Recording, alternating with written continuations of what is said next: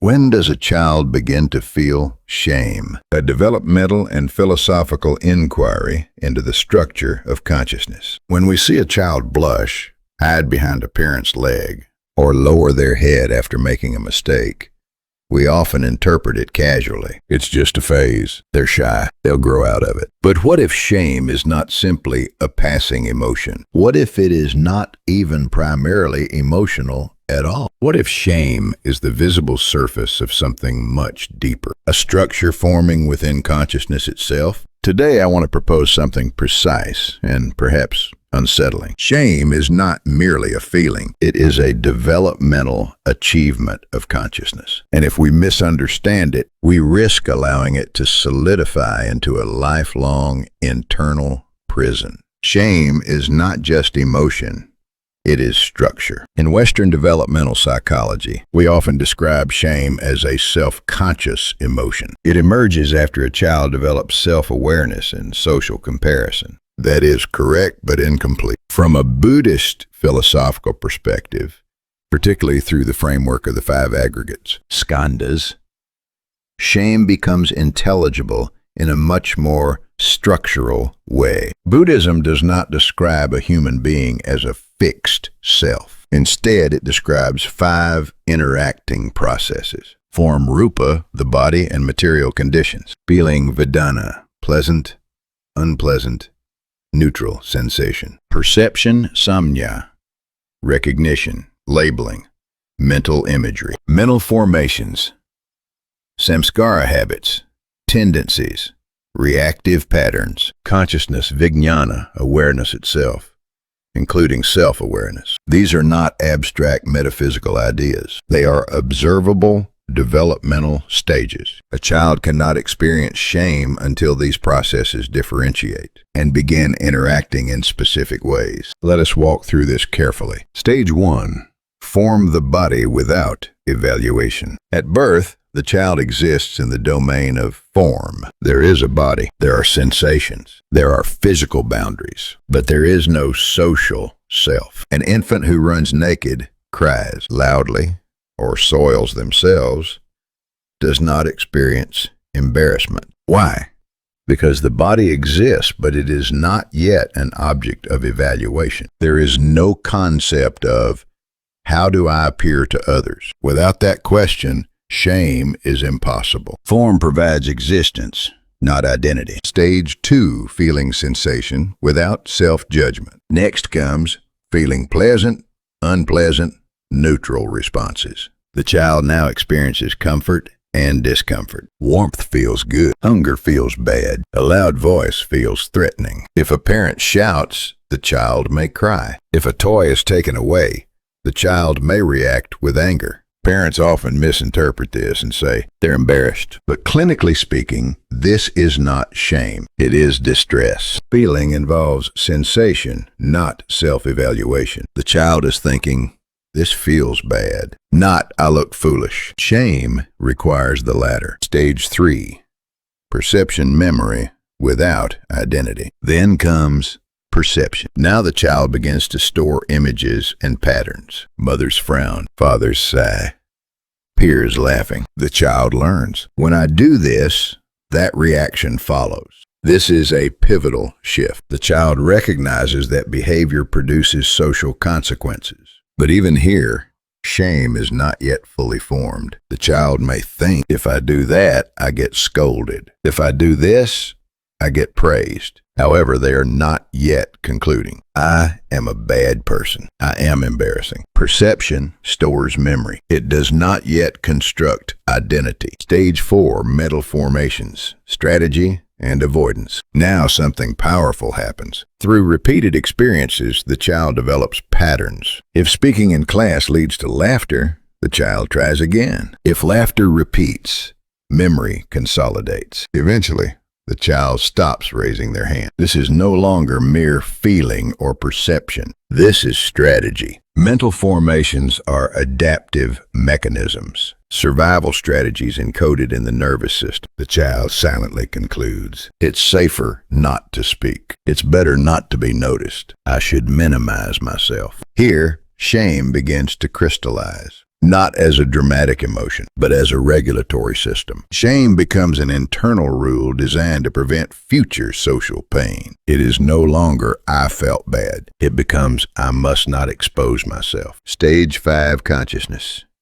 The birth of the inner observer. Finally, we reach consciousness in its reflexive form. This is the moment the child can say, "I am aware that I am being seen." The child becomes both actor and observer. They can think, "Why did I do that? I shouldn't be like this." At this point, something extraordinary and dangerous occurs. The gaze of others becomes internalized. Even when no one is watching, the child watches themselves. This is true shame, not imposed from outside, generated within. Shame is the internalization of the social gaze. It is consciousness turning against itself. When does shame actually appear? So when do children begin to feel shame? Not at birth, not with the first tears, not even with the first memory. Shame becomes possible only when habitual avoidance patterns, mental formations, interact with self-reflective awareness consciousness. When strategy meets identity,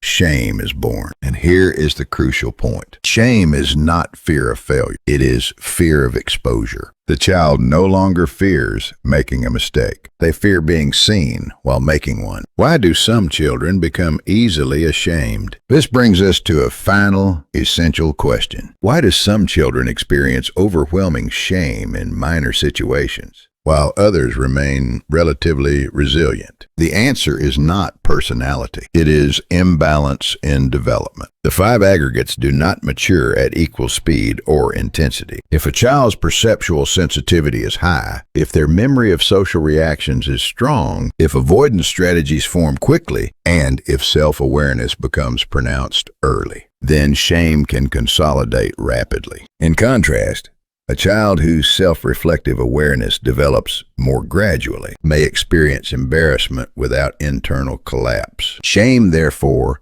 is not weakness. It is a structural configuration of consciousness. What this means for parents: if shame is structural, then discipline alone cannot solve it. Correcting behavior without understanding consciousness only strengthens the internal surveillance system. Our goal is not to make children tougher. It is to prevent shame from hardening into identity. Before we fix behavior, we must observe how awareness itself is forming. Because once a child begins to believe, "I am someone who should not be seen," the retreat begins. And it can last a lifetime. If this lecture has helped you see your child differently, not as overly sensitive, but as structurally developing, consider subscribing, liking, and turning on notifications so you can continue this exploration with me. And please share this with parents, educators, or caregivers who may be misreading shame as mere emotion. In our next session,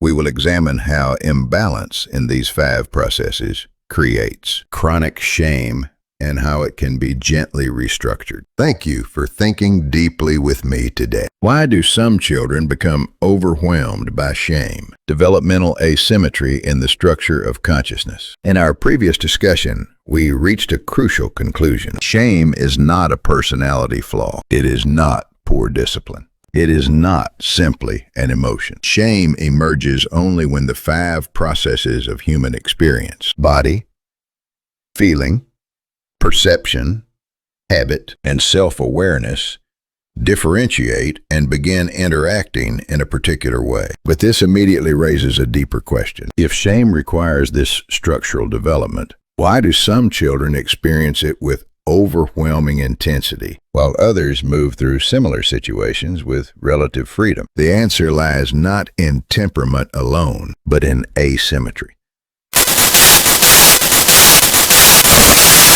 The 5 aggregates do not unfold in perfect balance, and when development becomes uneven, shame can consolidate prematurely. Let us examine how this happens. 1. When sensation is strong, but meaning is immature. Some children are extraordinarily sensitive at the level of sensation. They react intensely to sound. They notice subtle shifts in facial expression. They feel tension in their bodies almost immediately. In Buddhist psychology, This corresponds to heightened development in feeling Vedana, and sometimes form rupa. Acute bodily and sensory responsiveness. But here is the difficulty. If perception, the ability to interpret and symbolize experience, and consciousness, stable self-awareness are not yet mature, the child feels distress without understanding it. The body registers threat. The nervous system activates. But there is no language, no conceptual framework, no internal stability. When adults respond by saying, "You're too sensitive," that's nothing to be embarrassed about. We unintentionally deepen the problem because the child is not experiencing embarrassment. They are experiencing unprocessed physiological alarm. The body says, danger. The mind cannot yet explain why. When repeated often enough, suppressed sensory distress does not disappear. It converts. Later, at the level of habit formation, it becomes avoidance. The child learns not through reflection, but through survival. Don't go there. Don't speak. Don't risk exposure. Shame, at this stage, begins forming as a protective strategy. 2. When perception develops too quickly. There is another type of asymmetry. Some children develop extraordinary perceptual intelligence very early. They read the room. They detect micro-expressions. They know when tension rises before anyone speaks. These children are highly developed in perception somnia. They intuitively grasp. If I say this, it will upset someone. If I behave that way, the atmosphere will shift. But if this perceptual sharpness is not grounded in a stable center of self, if consciousness vijnana is still fragile, the child begins to organize identity around external reaction. They do not yet think, I am inherently flawed. Instead, they learn something more subtle and dangerous. I must constantly adjust myself to maintain safety. Shame is not fully formed yet, but the architecture is complete. The child becomes externally calibrated. Their sense of self begins orbiting other people's responses. 3. The critical turning point, habit formation.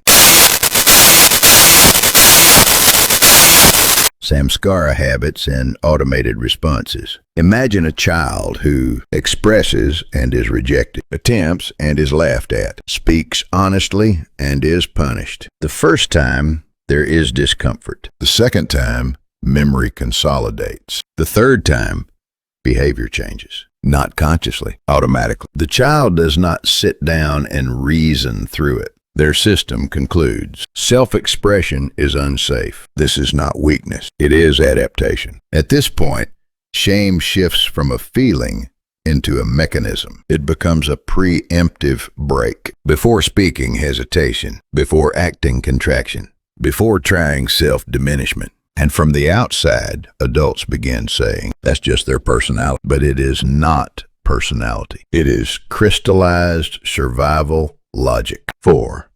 When self-awareness arrives too early, the most fragile configuration emerges. When self-reflective consciousness develops too early and too intensely. Some children, even at a very young age, say things like, I think I'm the problem. I always mess things up. I shouldn't be like this. This signals an early, powerful emergence of self-observing awareness. But if this awareness is not grounded in an underlying sense of safety, if the child does not yet feel fundamentally acceptable, self-awareness becomes self-surveillance. Instead of, I notice I'm nervous, it becomes, I shouldn't be this way. At this stage, shame is no longer situational. It becomes existential. The child is not afraid of mistakes. They are afraid of being. Shame transforms from moral emotion into ontological anxiety. I am not acceptable as I am. 5.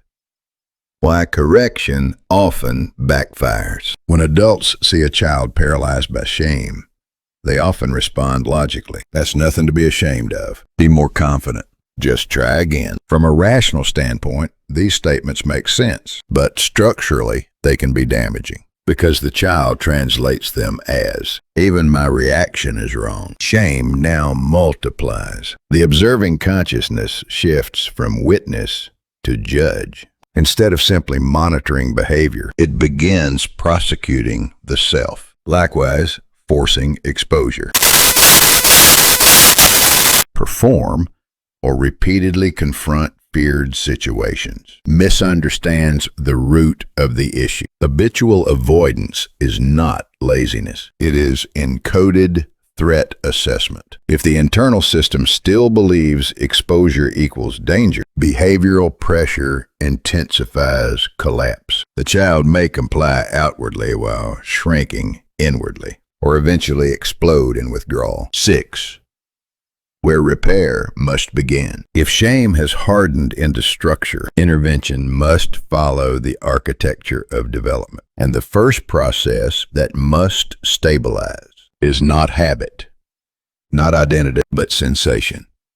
The child's nervous system must first experience, I am not under attack. I will not be rejected. A mistake will not threaten my belonging. This requires predictability, stable tone of voice, consistent facial expressions, no sudden emotional shifts, respect for the child's processing speed. When sensation settles, perception can begin to revise. The child needs repeated new experiences. I made a mistake, and a relationship remained. I hesitated, and no one rushed me. I tried imperfectly, and I was still respected. Perception slowly updates. It does not always end badly. Only then can habitual avoidance begin loosening. And finally, self-awareness can transform from, am I wrong? To, I notice I'm anxious. That shift may appear small, but structurally, it is revolutionary. Observation replaces self-condemnation, and shame loses its governing power. 7. A final question. We have reframed shame not as misbehavior or weakness, but as the result of uneven differentiation within consciousness. Yet one question remains. Why do some children appear guarded from the very beginning, even in stable environments? Why do some seem to arrive already cautious, already self-monitoring? This question may extend beyond immediate upbringing. In Buddhist thought, it touches the idea of continuity of consciousness, what Tibetan philosophy calls bardo, the momentum of prior tendencies. In our next session, we will explore whether inherited patterns of vigilance, rejection, or self-censorship may predispose certain children to early shame structures. This is not about blaming parents. It is about widening the lens. If this perspective has helped you understand your child not as flawed, but as structurally protecting themselves, I invite you to subscribe, like, and turn on notifications so we can continue this inquiry together. And please share this with caregivers who may be misreading shame as defiance or fragility. For children who cannot yet explain their silence, this conversation matters deeply.